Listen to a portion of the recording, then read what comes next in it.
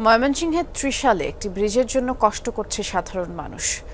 কাজ ধরার ৩ বছর পার হলেও পোড়াবাড়ি বাজার সেতুর নির্মাণ কাজ সম্পন্ন হয়নি। মাত্র ৩০% কাজ আটকে আছে ভূমি অধিগ্রহণ জটিলতায়।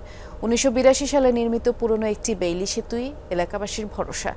গুণে শেষ করা যাবে না এমন জোড়াতালি দিয়েই টিকিয়ে রাখা হয়েছে বেইলি সেতুটি। ঝুঁকি নিয়ে পারাপার চলছে, প্রায় দুর্ঘটনা ঘটছে।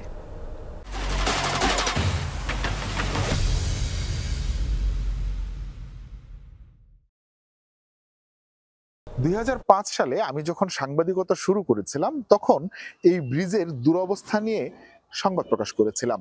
তারপর আজ অবধি বিভিন্ন সময়ে বিভিন্ন গণমাধ্যমে নাগরিক এই সমস্যাটি গুরুত্ব সহকারে প্রকাশিত হয়েছে, কিন্তু সমস্যার সমাধান আজ অবধি হয়নি। হিরু নদীর দুই পারে ব্যস্ত জনপদ।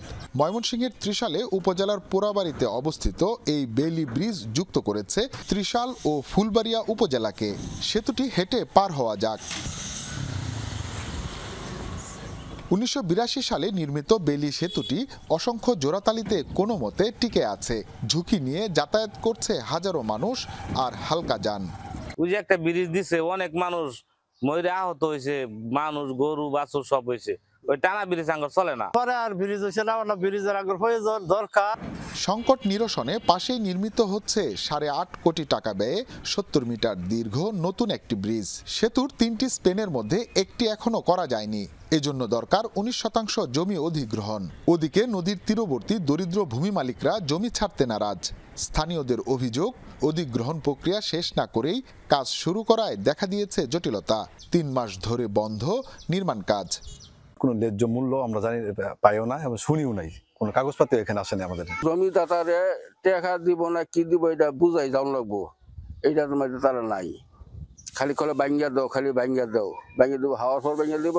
এখানে যাদের জায়গা আছে তারা যদি একোয়ার করে দিত হয়তো তাহলে এটা ভালো হইতো। ২০২০ সালের ২৭ ফেব্রুয়ারি ব্রিজের কাজ শুরু করে স্থানীয় সরকার প্রকৌশল অধিদপ্তর। ২০২৩ সালের ২৬ আগস্ট শেষ হওয়ার কথা থাকলেও ২ দফা সময় বাড়িয়ে চলতি বছরের জুন মাস পর্যন্ত মেয়াদ নির্ধারণ হয়েছে। আমরা খুব দ্রুততার সময়ের মধ্যেই যেন এই কাজটা সম্পূর্ণ করা যায় এ বিষয়ে আমরা ঊর্ধ্বতন কর্তৃপক্ষের সাথে যোগাযোগ রাখছি এবং যারা কাজ করছেন তাদের সাথেও আমরা কোঅর্ডিনেট করে খুব দ্রুত সময়ের মধ্যে এই কাজটা শেষ হওয়ার বিষয়ে আমরা সর্বোচ্চ চেষ্টা করছি। ব্রিজটি নির্মাণ হলে যাতায়াত সহজ হবে ত্রিশাল ও ফুলবাড়িয়া উপজেলার 5টি ইউনিয়নের প্রায় ২.৫ লাখ মানুষের। হুসাইন শাহিদ, যমুনা নিউজ, ময়মনসিংহ।